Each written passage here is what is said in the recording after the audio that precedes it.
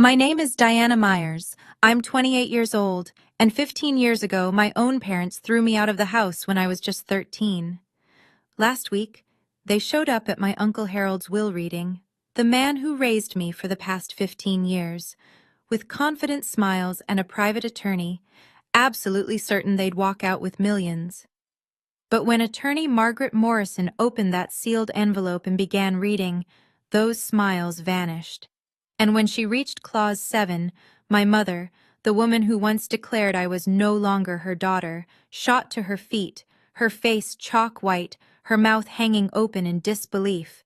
Before I tell you what happened next, if you enjoy stories about justice and family boundaries, take a second to like and subscribe, but only if you genuinely connect with this story. Where are you watching from right now, and what time is it there? Drop a comment and let me know. To understand why my mother reacted that way, I need to take you back to the summer of 2010, when I was a 13-year-old girl who believed she was the root cause of every problem in her family. Growing up in a modest house in Southeast Portland, I learned early that love in our family wasn't distributed equally. My father, Richard Myers, worked as an auto mechanic at a shop downtown. He was a man of few words, and most of those words agreed with whatever my mother said. My mother, Sandra, worked the checkout line at a grocery store and ran our household with the precision of someone who always knew exactly who deserved what. My sister Tiffany was 2 years older than me. She had Mom's golden blonde hair, Mom's bright blue eyes, Mom's easy laugh. Everyone said so. "Tiffany looks just like you did at her age, Sandra." And Mom would beam. I looked like our late grandmother, Dad's mother. Brown hair, brown eyes, quiet disposition. Mom never said it was a bad thing. She just never said much about me at all. The differences showed up everywhere. For Tiffany's 15th birthday, Mom threw a party with 15 guests, a 3-tier cake from the bakery on Hawthorne, and a karaoke machine rental. For my 13th birthday, 3 months later, it was the 4 of us around the kitchen table with a marked-down cake from the grocery store where Mom worked. The frosting said "Happy Birthday" with no name, a generic leftover from someone else's canceled order. I didn't realize what was happening until I was 12. That's when I discovered Tiffany had a college savings account that had been opened when she was 5 years old. 8 years of deposits, thousands of dollars. I asked Mom why I didn't have one. She looked at me like the question surprised her. "Tiffany needs money for college," she said. "You'll figure something out. You're good at adapting." That was the first time I understood my place in this family. I was the spare child, kept around but never truly wanted. The summer of 2010 changed everything. In April of that year, I applied for the Oregon STEM Summer Academy at Oregon State University. It was a 6-week residential program for students who showed exceptional promise in science and mathematics. The scholarship covered everything: tuition, room and board, materials. Total value: $4,200. I didn't tell anyone I applied. I'd learned not to get my hopes up out loud in that house. On May 15th, the acceptance letter arrived.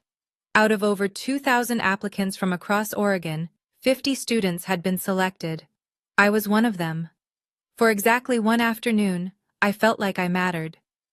Then Tiffany found out about a performing arts camp in California that her drama teacher had mentioned.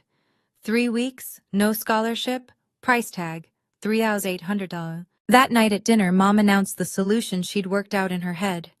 "Diana, you'll decline that science thing.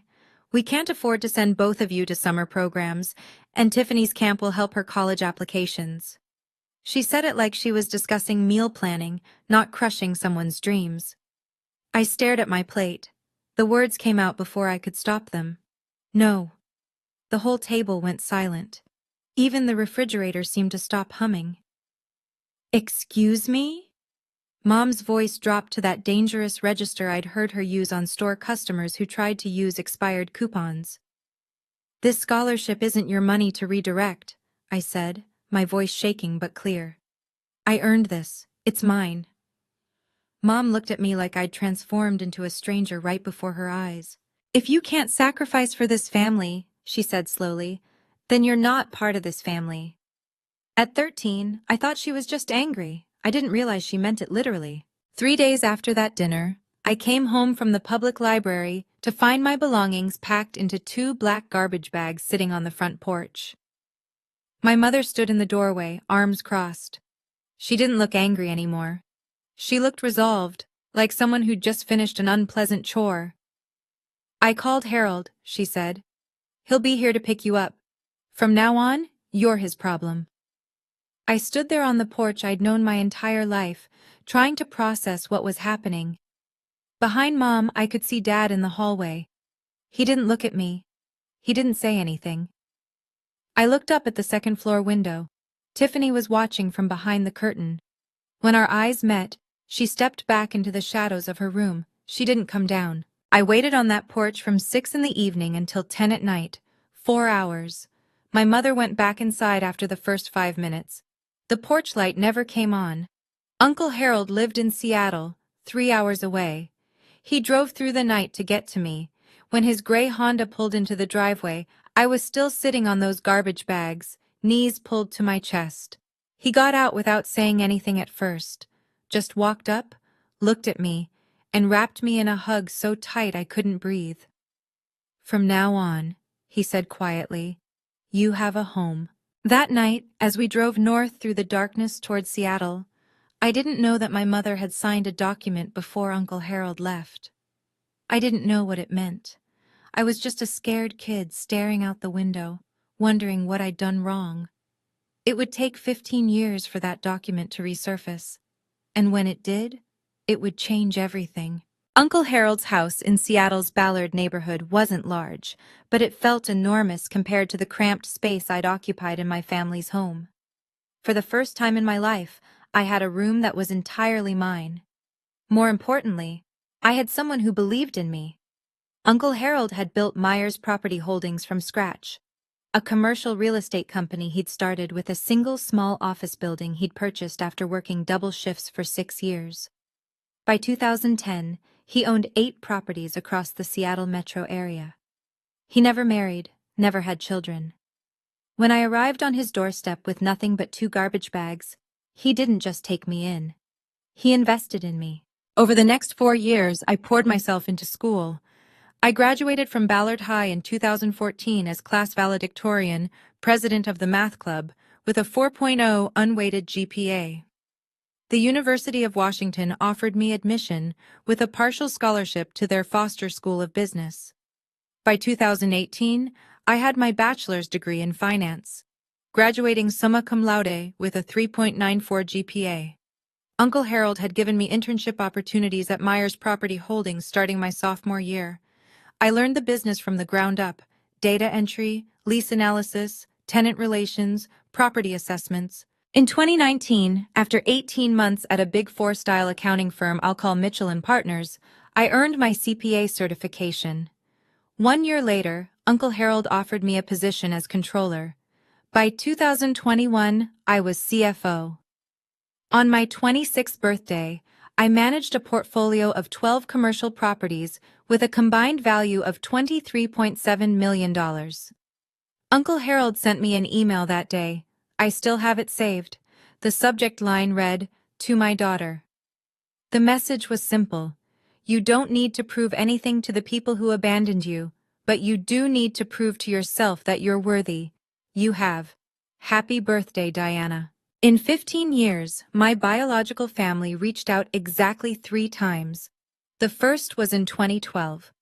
My mother called Uncle Harold's phone, not mine, to ask for $5,000.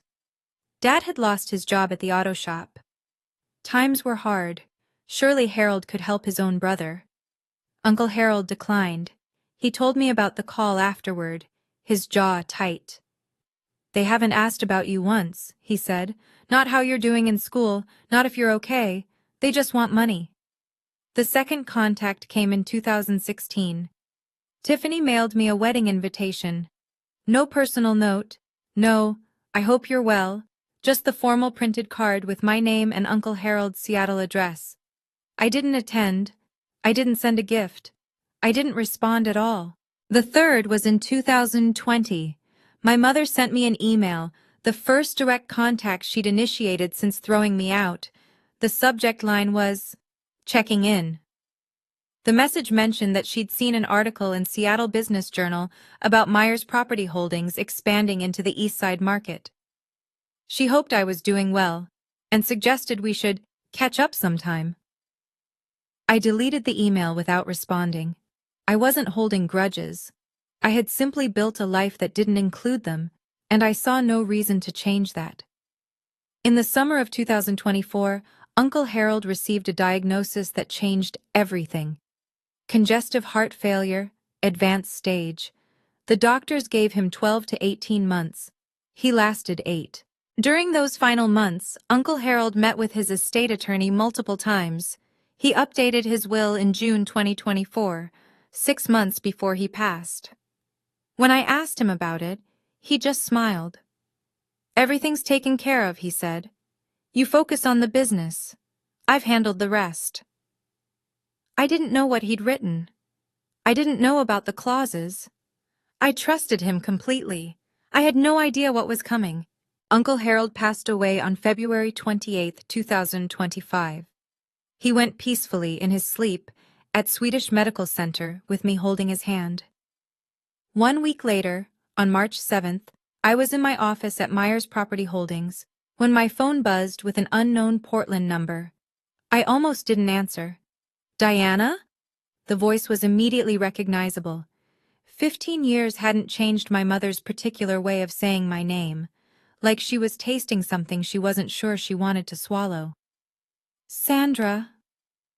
I kept my voice neutral, not Mom, just her name. A brief pause. I could almost hear her recalibrating. "I heard about Harold," she said. "I'm so sorry for your loss. I was thinking I should come up for the memorial service, pay my respects. The memorial was 3 days ago." Another pause. "Oh, well, I also heard there's a will reading coming up. Family has a right to attend these things, you know, especially when it involves a brother's estate." There it was, the real reason for the call.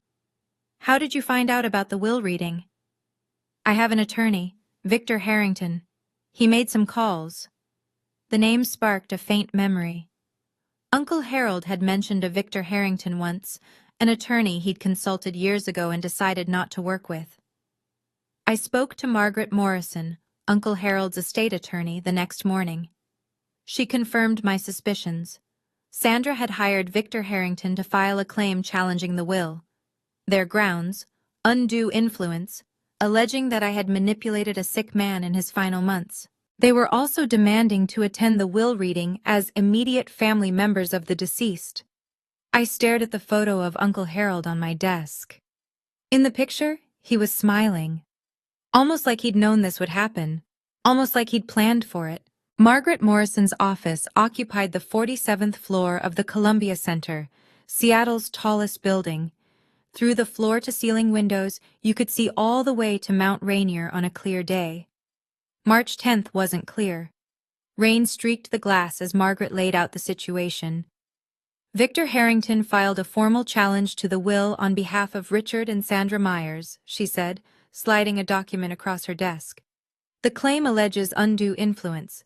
They're arguing that you isolated Harold from his family during his illness and pressured him to change his estate plan." I read through the filing, my stomach tightening with each paragraph. "They're demanding 50% of the estate," Margaret continued. "Their legal theory is that as Harold's only surviving sibling, Richard should be entitled to inherit under intestacy rules, or at minimum, receive a significant share that reflects the natural bonds of brotherhood." "Natural bonds," I repeated. "Richard and Harold hadn't spoken in 8 years before I came to live with Uncle Harold. Did you know that?" Margaret nodded. "I'm aware. Harold told me the whole history, but that's not what concerns me about this filing." She pulled out another page from her folder. "They don't need to win this case. If this goes to litigation, the estate could be frozen for 12 to 18 months during discovery and trial. Meanwhile, the properties need management, tenants need attention, bills need to be paid." A protracted legal battle could cost hundreds of thousands in legal fees and potentially devalue the entire portfolio. So they're betting I'll pay them off to make them go away. That's the strategy, Margaret agreed. It's not unusual in estate disputes. I looked down at the challenge filing. In the section describing our family history, Sandra had written that I had abandoned my family and exploited Harold's loneliness. The woman who threw me out was claiming I abandoned her. Do you have any documentation about your circumstances in 2010? Margaret asked. Anything that establishes what actually happened when you went to live with Harold? I thought back to that night on the porch, the garbage bags, the 4-hour wait, Uncle Harold arriving in the darkness. I was 13, I said. I didn't exactly keep records. Harold did. Margaret was already reaching for her phone. She dialed her assistant and asked for a specific file number from the archives. 20 minutes later, her assistant returned with a yellowed folder. Margaret opened it carefully, scanning the contents. Then she looked up at me with an expression I couldn't quite read. Diana, did you know about this? She slid the document across the desk. The header read, Voluntary Relinquishment of Parental Rights and Transfer of Guardianship. Dated July 15, 2010. The document stated that Richard James Myers and Sandra Ellen Myers, being of sound mind, voluntarily relinquished all parental rights and responsibilities for their minor daughter, Diana Marie Myers, and transferred full legal guardianship to Harold Raymond Myers. At the bottom were 4 signatures: my mother's, my father's, Uncle Harold's, and a notary public from King County, Washington. File number 2010 GH 5847. They didn't just kick you out, Margaret said quietly. They legally gave you up. They signed away their parental rights. As far as the law is concerned, Sandra and Richard Myers stopped being your parents the moment they signed this document. My hands were trembling. I'd been 13 years old, sitting on a porch in the dark. I had no idea my mother had been signing papers inside the house. What does this mean for their claim? Margaret's expression shifted. It means Richard has no standing to claim inheritance through familial relationship. Legally, he's not your parent. He severed that connection himself, in writing, with witnesses 15 years ago. Margaret offered me 2 paths forward. Option 1, we negotiate, she said.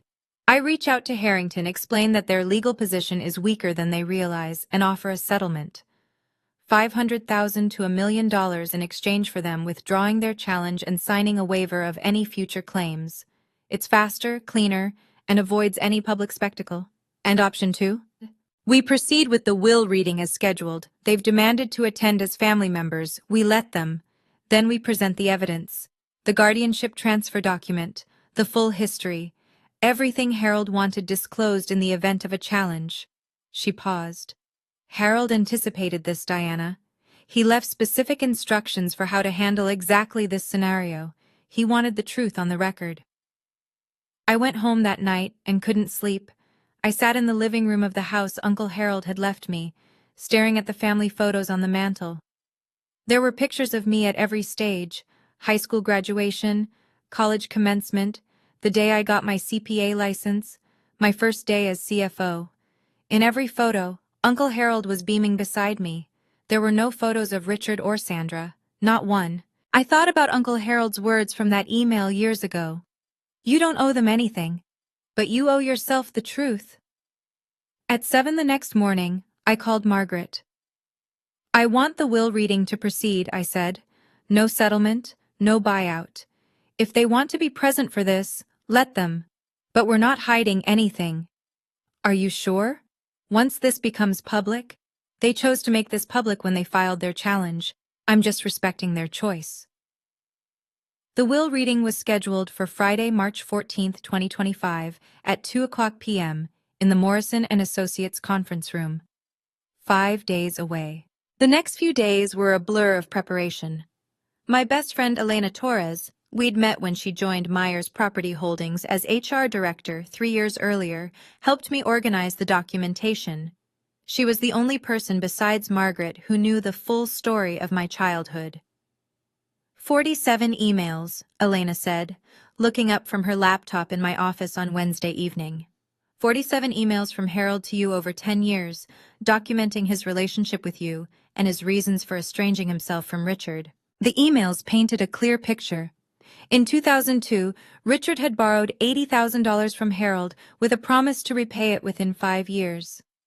23 years later, not a single dollar had been returned. That broken promise had fractured their relationship. My arrival in 2010 had nothing to do with their estrangement. It had already been festering for 8 years. Elena also pulled the financial reports from my 3 years as CFO.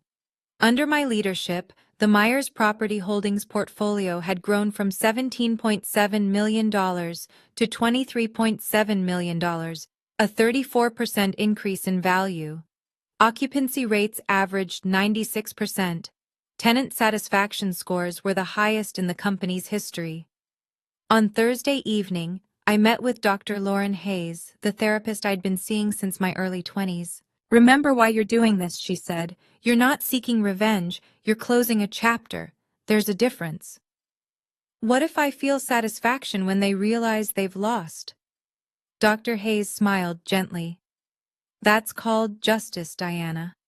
Feeling validated when the truth comes out isn't the same as cruelty. The question is what you do afterward." I drove home that night through Seattle's rain-slicked streets, thinking about her words. I looked in the bathroom mirror before bed. "She has no power over you anymore," I told my reflection. "Only you get to decide your story now." Friday was coming, and I was ready. Okay, let me pause here for a second. If you've made it this far, and you're wondering how I handled what came next, drop a comment with your prediction. What do you think Sandra did at the will reading? And if this story resonates with you, if you've ever had to set boundaries with family, don't forget to subscribe. We're just getting to the part you've been waiting for. Now back to that Friday afternoon. The Morrison and Associates conference room occupied a corner of the 47th floor, with floor-to-ceiling windows offering panoramic views of Elliott Bay and the Olympic Mountains beyond. On a clear day, it would have been breathtaking. On March 14th, 2025, the sky was overcast, the water a steel gray that matched my mood. I arrived 15 minutes early, at 1:45 p.m. I wore a navy blue tailored suit. Professional, understated. My hair was pulled back in a simple bun.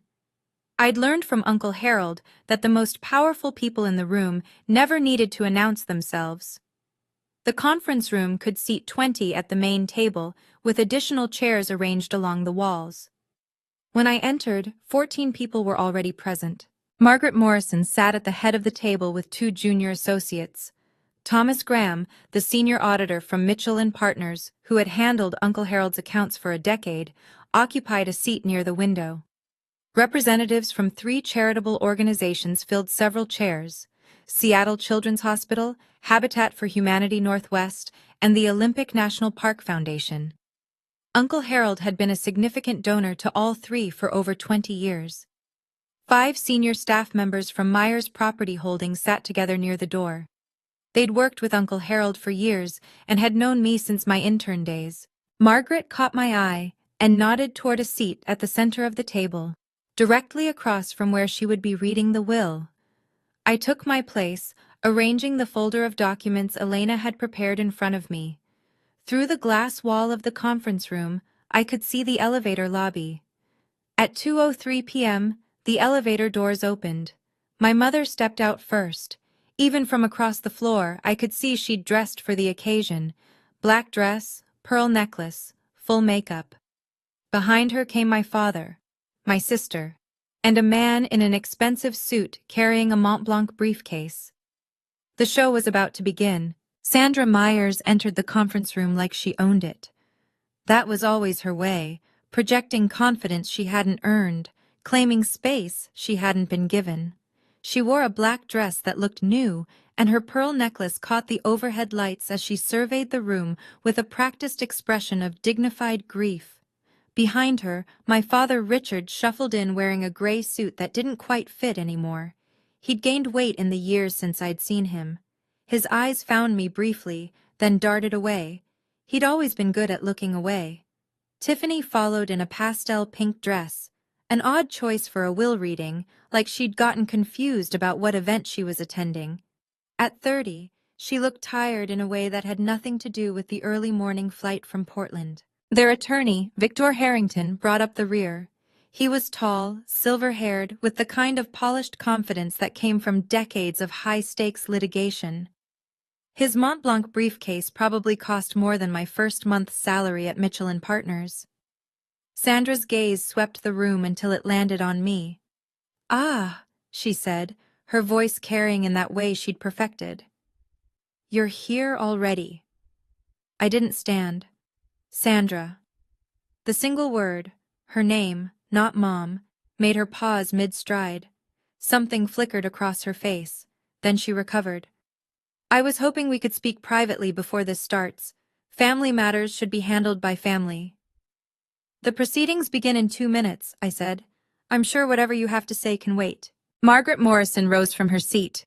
"Mrs. Myers, Mr. Myers, Ms. Myers, Mr. Harrington, there are seats arranged for attending parties along the wall. The main table is reserved for beneficiaries and estate representatives." Sandra's jaw tightened visibly.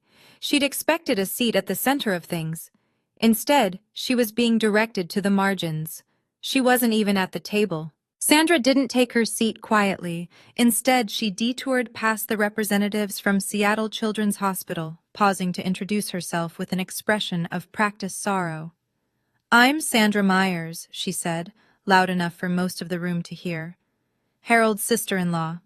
We were quite close for many years, before this unfortunate estrangement." She glanced meaningfully in my direction. The hospital representative, a woman in her 50s named Dr. Patricia Wells, nodded politely but said nothing. Sandra continued, undeterred.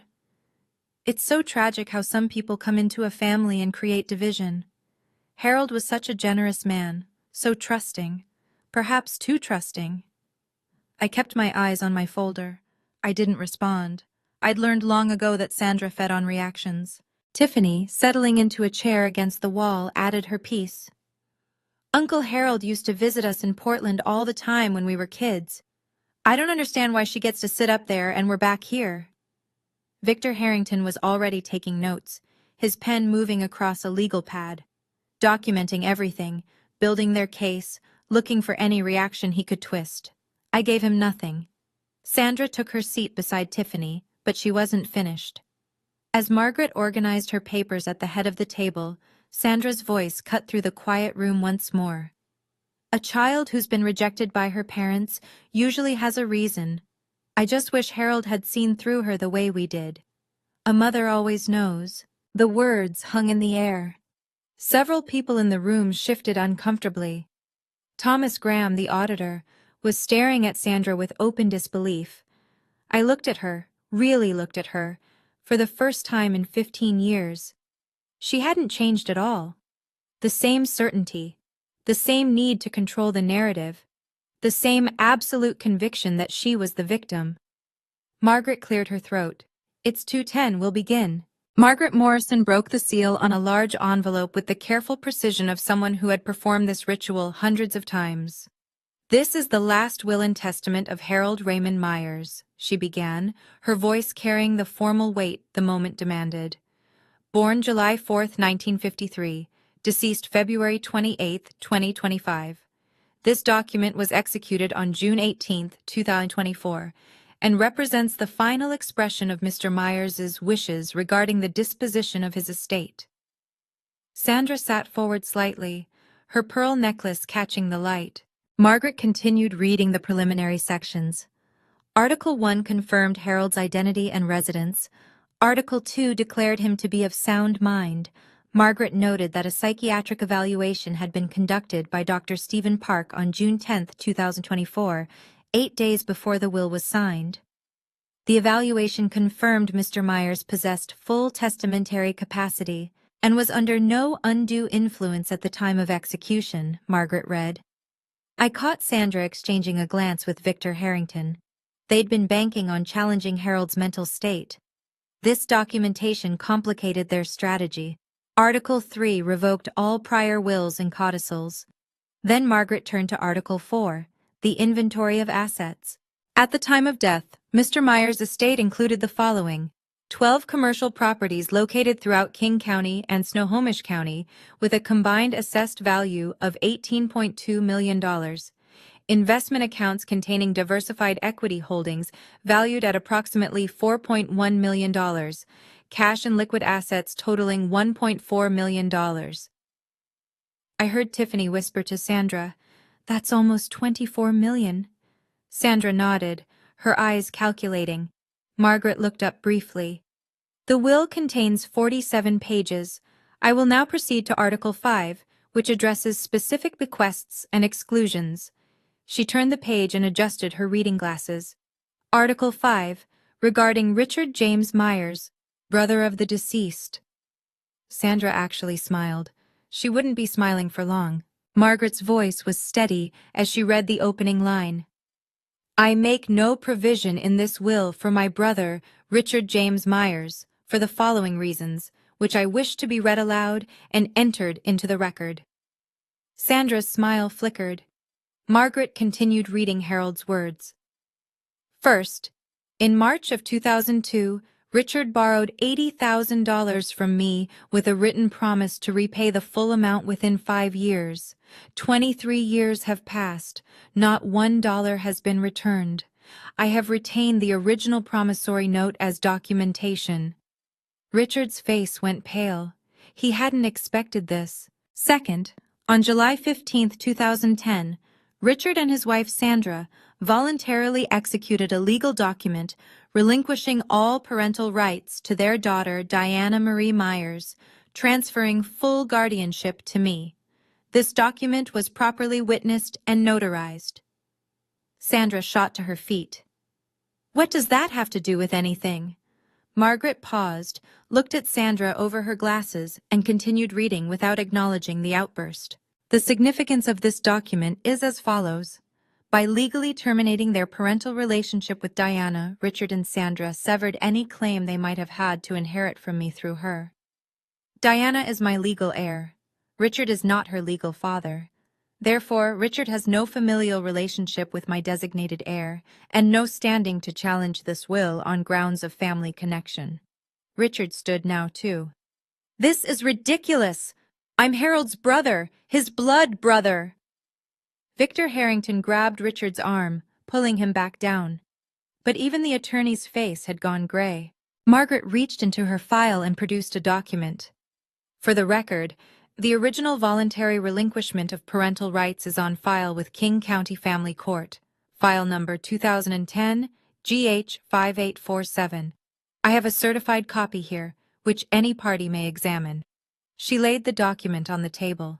Sandra stared at it like it was a live grenade. Sandra didn't sit back down. Her composure, that careful mask she'd worn into the room, cracked visibly. Her voice rose, sharp and desperate. This is insane! That paper doesn't mean anything. We're still her family. Margaret's voice remained level. Mrs. Myers, I must ask you to take your seat. Disrupting the reading of a will is a matter the court takes seriously. Sandra ignored her. She pointed directly at me. She did this. She manipulated Harold against his own family. She poisoned him against us. Dr. Patricia Wells from Seattle Children's Hospital looked uncomfortable. The charity representatives hadn't signed up for a family meltdown. Tiffany tugged at Sandra's sleeve. Mom, sit down. People are watching. I don't care who's watching, Sandra's voice cracked. I want to know how this happened. Harold loved Richard. They were brothers. Finally, I spoke. My voice came out calm, steady, the way Uncle Harold had taught me to speak in difficult negotiations. Never raise your voice. Make them strain to hear you. Sandra, you made a choice 15 years ago. You put my belongings in garbage bags and left me on a porch in the dark. Then you went inside and signed a document giving me away. I was 13 years old. The room was absolutely silent. That was your decision, I continued. Not mine, not Uncle Harold's, yours. Everything that's happening today is simply the consequence of what you chose to do that night. Sandra's mouth opened, but no words came out. I looked at her steadily. I don't hate you, but I also don't owe you anything. You made sure of that when you signed that paper. Victor Harrington was writing furiously on his legal pad, though I couldn't imagine what strategy he thought he could salvage. Margaret cleared her throat. If we may continue, I haven't yet read Clause 7. Sandra finally sank back into her chair, but Clause 7 was the one that would truly end her hopes. Margaret turned to page 12 of the will and paused. Then she read the words that would change everything. Article 7, Designation of Sole Beneficiary. The room held its breath.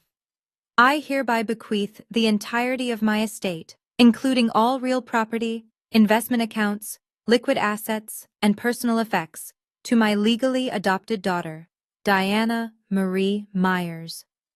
Adopted. The word hung in the air like a thunderclap. Sandra's face went white, actually white, like someone had drained the blood from her head. Adopted? Richard's voice was hoarse. Since when? Margaret answered with the same calm precision she'd used throughout. Mr. Harold Myers formally adopted Diana Marie Myers on September 12, 2012, when she was 15 years old. The adoption was finalized in King County Family Court, file number 2012 AD 3291. As Mr. and Mrs. Richard Myers had already legally relinquished their parental rights in 2010, no additional consent was required. Tiffany stared at me. So you're not related to us anymore? I met her eyes. Not legally. Not since Mom and Dad signed me away. Margaret continued reading. Diana is not merely a beneficiary. She is my daughter in every way that matters, legally, practically, and emotionally. She has worked alongside me for years, proven her competence and integrity, and I trust her completely to continue the work I began. There is no one more deserving of this inheritance, and no one I love more. My vision blurred. I blinked back tears. Uncle Harold had never told me about the full language of this clause. He'd kept it a secret, waiting for this moment, knowing it might come. Sandra was shaking her head slowly, like someone trying to wake from a nightmare. This can't be legal, she whispered. Victor, tell them this can't be legal. Victor Harrington didn't answer. He was staring at his legal pad, pen motionless. He knew the case was over. Margaret reached into her folder and withdrew a sealed envelope, smaller than the others. There's one more item, she said. Mr. Myers left a personal letter for Diana, with instructions that I offer to read a portion aloud during this proceeding, if Diana consents. I nodded, not trusting my voice. Margaret opened the envelope carefully and unfolded a single handwritten page. Uncle Harold's familiar script filled the paper, the same handwriting I'd seen on birthday cards and emails and notes left on my desk over 15 years. Margaret began to read. Diana, if this letter is being read aloud, it means things happened exactly as I expected. Your biological family showed up looking for money they never earned from a man they never cared about. I'm sorry you have to go through this, but I also know you're strong enough to handle it. A soft sound escaped Sandra's throat, almost a whimper. You came to me as a wounded child, thrown away by people who should have protected you, but you didn't let that define you. You transformed your pain into determination, your loneliness into independence, your rejection into resilience. I have never been more proud of anyone in my entire life. Margaret's voice softened slightly as she continued. I didn't save you, Diana. You saved yourself. I just gave you a place to do it. Everything you've achieved, your education, your career, your character, you earned through your own effort. I'm leaving you my estate not because you need it, but because you deserve it. And because I know you'll use it to help others the way I tried to help you. Tears were streaming down my face now. I didn't try to stop them. Don't let them make you feel guilty for surviving them. Don't let them back in unless you choose to. You owe them nothing. You owe yourself everything. I love you, Diana. Forever your father, Harold. Sandra made one last desperate play. She stood again, but this time her voice had shifted. The anger was gone, replaced by something that was meant to sound like wounded motherhood. Diana, sweetheart, I know things were hard when you were young. I made mistakes, I admit that now. But we're still blood. We can work through this. Can't we at least talk about dividing the estate fairly? I wiped my eyes and looked at her. You gave up the right to call me sweetheart 15 years ago. I want to contest this will, Sandra announced to the room. Victor, tell them. We have grounds, undue influence. Harold was sick, she isolated him. Victor Harrington finally spoke, though he sounded like a man reading his own obituary. Mrs. Myers, perhaps we should discuss our options privately. No, tell them, we're going to fight this! Margaret interrupted by turning her iPad around to face the room. On the screen was an email thread. Mr. Harrington, perhaps you'd like to explain this to your clients. The room went quiet. Margaret read aloud. This is an email dated March 3, 2022, from Harold Myers to Victor Harrington. The subject line is terminating services. In the email, Mr. Myers writes, Victor, I am ending our professional relationship. Your advice that I include Richard in my estate plan despite his years of financial exploitation and his treatment of Diana is unacceptable. I will be engaging new counsel. She looked up at Victor. You previously represented Harold Myers. You were terminated because you advocated for Richard's interests over Harold's wishes. And now you've accepted this case against Harold's estate, without disclosing that conflict of interest to your current clients. Victor's face had gone the color of old concrete. Sandra turned to stare at him. You told me we would win. He had no answer. Victor Harrington stood up abruptly, gathering his Mont Blanc briefcase with shaking hands. I need to review these documents, he said, his voice stripped of its earlier polish. We should discuss our options privately, Mrs. Myers. Discuss what? Sandra's voice was rising again. You're leaving? Right now? In the middle of this? Victor didn't answer. He was already moving toward the door, walking with the stiff gait of a man who knew his career might be imploding. Victor! Sandra called after him. Victor! The conference room door closed behind him with a soft click.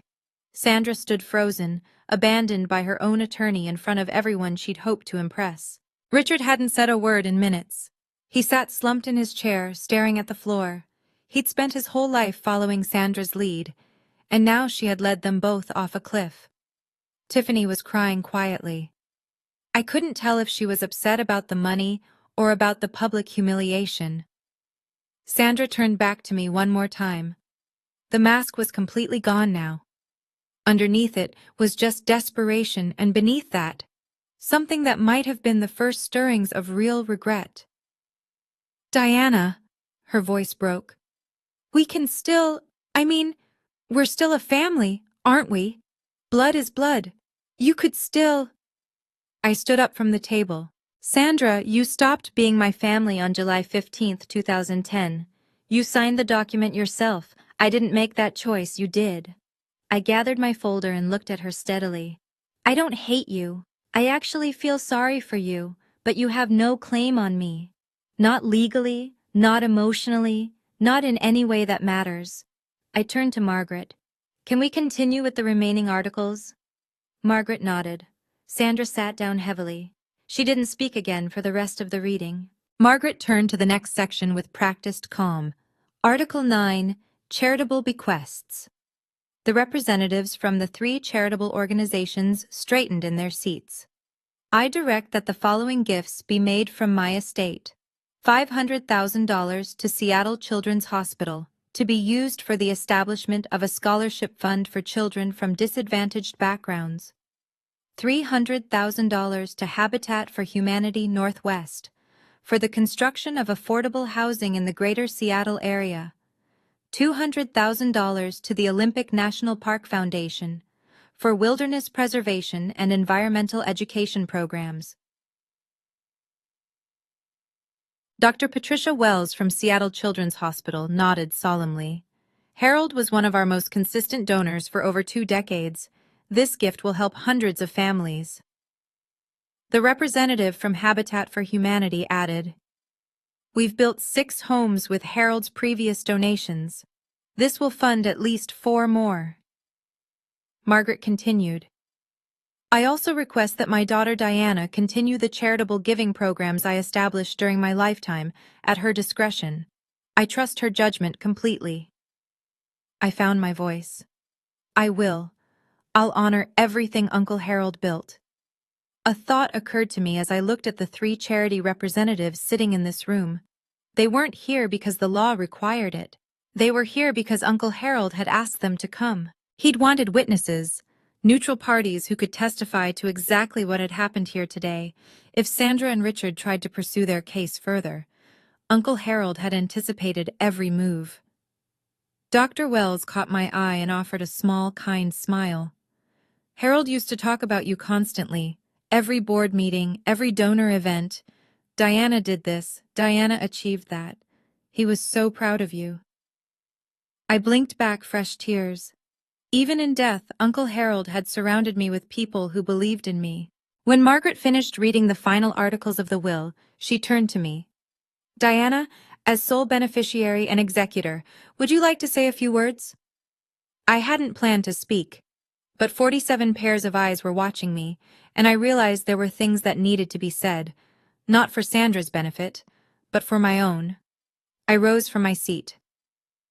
Most of you knew Uncle Harold far longer than I did. He took me in when I was 13 years old and had nothing.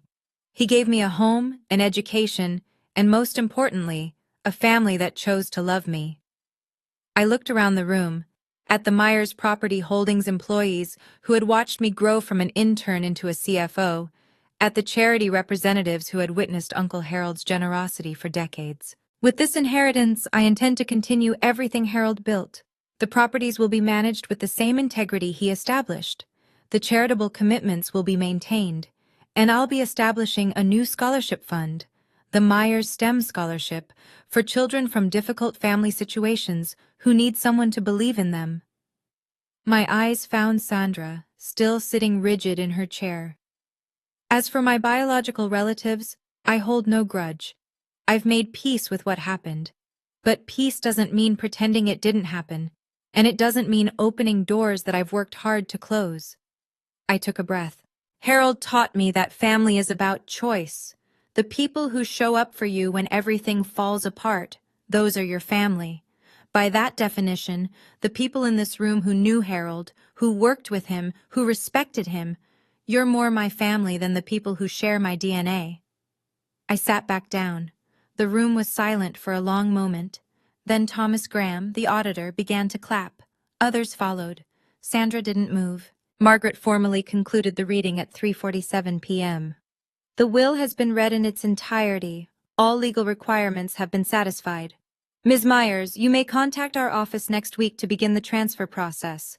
The estate should be fully settled within 14 business days. People began to rise, conversations murmuring to life around the room. Sandra stood slowly, like a woman who had aged 10 years in 2 hours.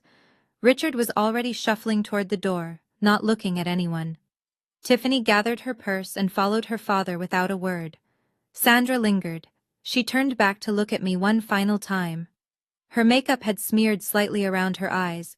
The confident woman who had entered this room expecting millions now looked diminished, smaller somehow. She opened her mouth as if to say something. I saw her lips form what might have been the beginning of "I'm sorry." But then she closed her mouth, turned away, and walked out. I watched her go. This woman who had thrown me away like damaged goods, who had signed papers to make it legal, who had shown up 15 years later, expecting to profit from her cruelty. I felt a brief flicker of something, not satisfaction exactly, not vindication, something more complicated, the strange emptiness that comes when a chapter finally closes. Dr. Wells from Seattle Children's Hospital approached me as the room cleared. Harold talked about you every time we met, she said, shaking my hand. He told me once that taking you in was the best decision he ever made. I can see why. She pressed a business card into my palm. When you're ready to discuss that scholarship fund, please call me directly. Elena appeared at my side, squeezing my arm. You did it, she said quietly. Harold would be so proud. I looked at the photo of Uncle Harold I'd brought with me. I hoped she was right. I need to take a breath here for a second. That was the moment I'd been dreading and hoping for at the same time. If you've ever had to stand up to someone who hurt you, someone who still believed they were the victim, you know how exhausting it is. Have you been through something similar? Tell me in the comments. And if you want to know what happened after that conference room emptied, stay with me. The story isn't over. 1 week after the will reading, Margaret Morrison filed a formal complaint with the Washington State Bar Association. The subject, Victor Harrington's ethical violations. I didn't ask her to do it. She did it because it was her professional obligation. When an attorney witnesses another attorney violating the rules of professional conduct, reporting is required. The complaint outlined 3 violations. First, conflict of interest. Harrington had previously represented Harold Myers and gained confidential information about his estate planning. Second, failure to disclose. Harrington never told Sandra or Richard about his prior relationship with Harold. Third, misrepresentation. Harrington had led his clients to believe they had a strong case when he knew, or should have known, that their legal position was fundamentally compromised. Margaret kept me updated throughout the process. 2 months after the filing, in late May 2025, the Bar Association issued its ruling. Victor Harrington was suspended from practicing law for 6 months. He was also fined $15,000 and required to complete additional ethics training. Within weeks of the suspension, 3 of Harrington's largest clients quietly transferred their business elsewhere. I heard through legal community gossip that his firm's revenue dropped by roughly $200,000 that year. Elena asked me once if I felt satisfied by Harrington's downfall. I didn't do anything to him, I told her. He did this to himself. I just happened to be there when the consequences caught up. That was the truth. I hadn't sought revenge against Victor Harrington. I hadn't filed the complaint. I hadn't lobbied for his suspension. He had made his own choices, taking a case he knew was ethically compromised, lying to clients who trusted him, betting he could win through intimidation rather than merit. His career suffered because of what he chose to do. Some people build their own prisons without any help. 3 weeks after the will reading, an email appeared in my inbox from Sandra Myers, 1969, gmail.com. Subject, please read. The message was longer than I expected. Sandra had never been one for written communication. She preferred phone calls where she could control the tone, interrupt, redirect. Diana, I know you probably won't read this, but I need to say some things. I've been thinking about what happened at the will reading. I was angry, and I said things I shouldn't have, but I want you to know that I understand now that I made mistakes when you were young. I was overwhelmed. Your father and I were struggling financially. Things got away from us. I'm not asking for money, I'm asking for a chance to make things right. We're still family, Diana. Blood doesn't just disappear because of legal papers. I'm your mother. Nothing can change that. Can we talk? I think if we just sat down together, we could work through this. I love you. I always have. Mom. I read the email 3 times. Then I called Dr. Hayes, my therapist, and read it to her over the phone. What do you notice about the email? She asked. I thought about it. She acknowledges mistakes but doesn't name what they were. She blames circumstances, financial struggles, being overwhelmed. She says she's not asking for money, but then pivots to working through this. And she still calls herself mom, even though she signed away that right. What do you want to do? I took 2 days to write my response. It was 4 sentences long. Sandra, I've read your email. I forgave you a long time ago, for myself, not for you. But I don't want a relationship with you. Please don't contact me again. She didn't reply. I felt no guilt, only clarity. 2 months after the will reading, a letter arrived at my Seattle address. Not an email. An actual letter, handwritten on plain paper, stuffed into a slightly wrinkled envelope with a Portland postmark. The return address listed T. Warren. Tiffany had taken her ex-husband's name when she got married. I opened it reluctantly, expecting more manipulation.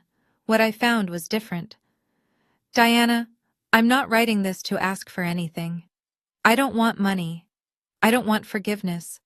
I just need to say something I should have said 15 years ago. The night Mom and Dad kicked you out, I was watching from my bedroom window. I saw you sitting on the porch with those garbage bags. I watched for 4 hours. I saw you alone in the dark waiting and I never came down. I could have.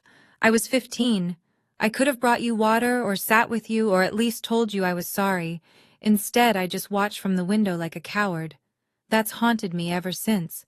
Every time Mom would talk about you, always blaming you, always making herself the victim, I would think about that window, about what I didn't do. I'm not asking you to forgive me. I'm not asking for a relationship.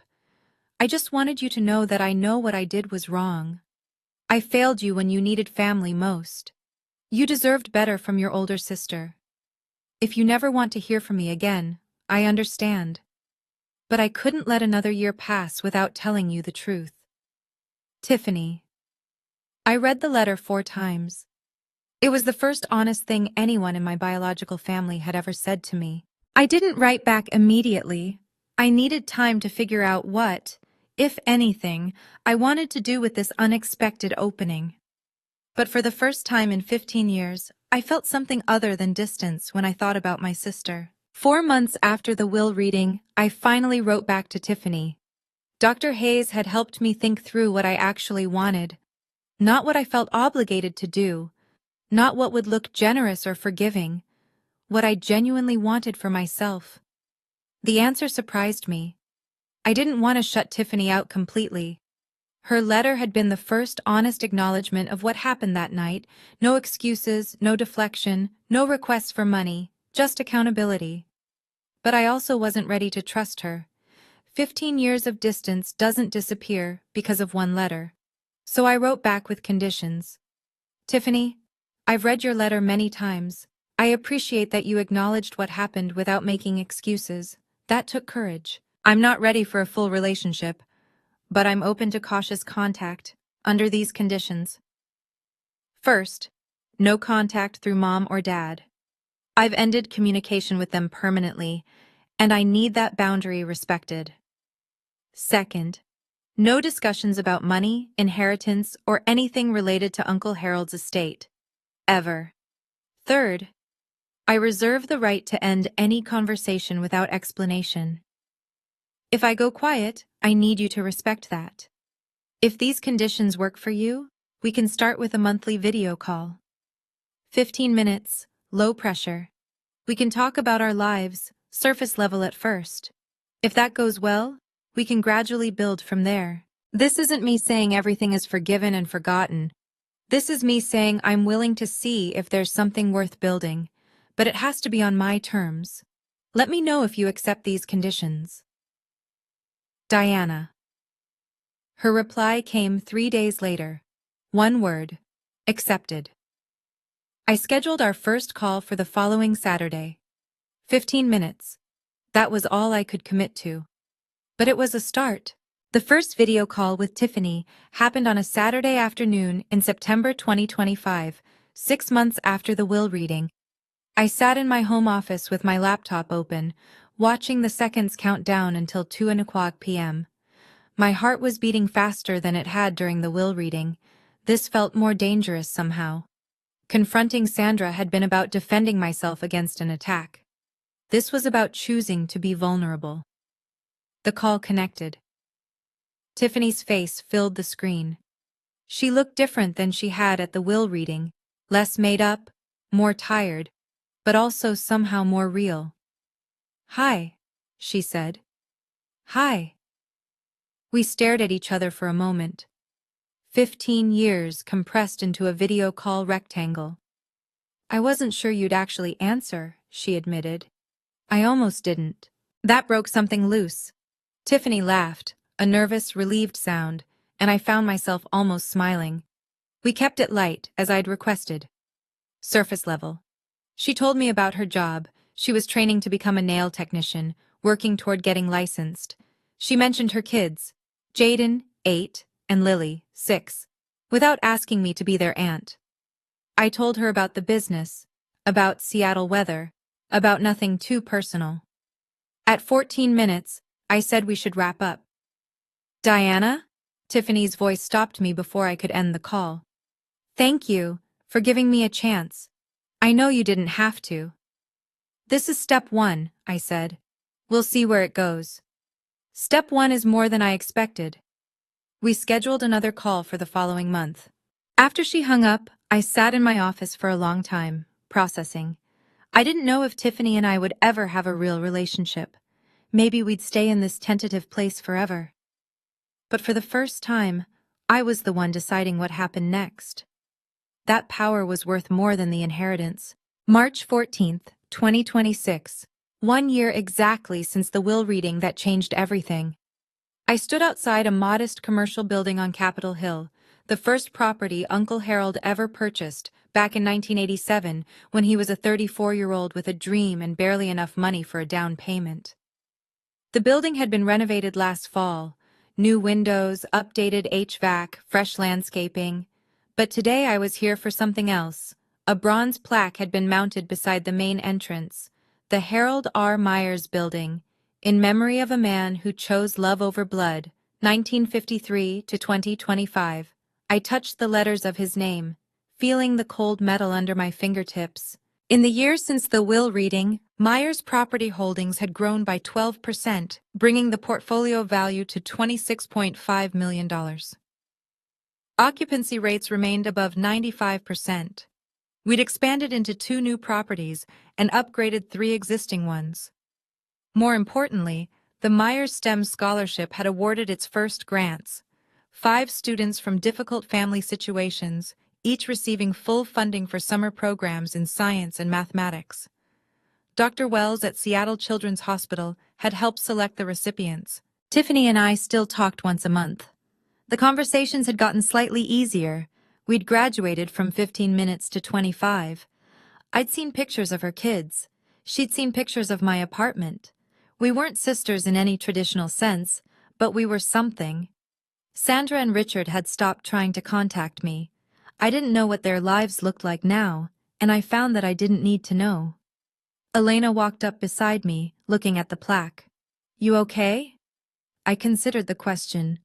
I'm peaceful, I said. That's even better than happy. Uncle Harold had taught me that family is a choice, and I had finally learned to choose myself.